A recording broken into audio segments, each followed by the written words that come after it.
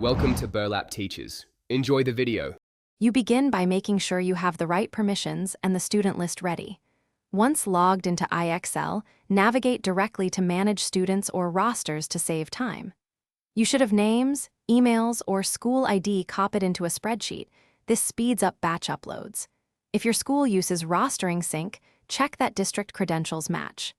Now click Add Students to start entering or importing. This first action moves you from prep to visible progress and prevents backtracking later. Once on the Add Student screen, choose CSV Import for bulk entries. Make sure columns match IXL's template so emails and ID map correctly.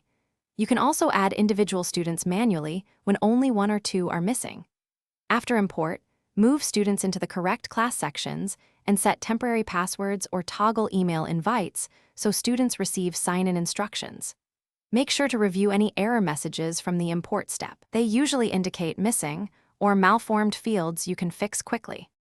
To finish, verify every student appears in the intended class and perform a test login with one account to confirm access and permissions. Once done, resend welcome emails or reset passwords for students who didn't receive messages.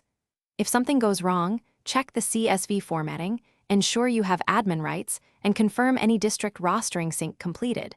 Those are the most common issues. If errors persist, correct the problematic rows and re-import. That usually resolves remaining problems quickly. Thanks for watching. Consider subscribing if this video helped you.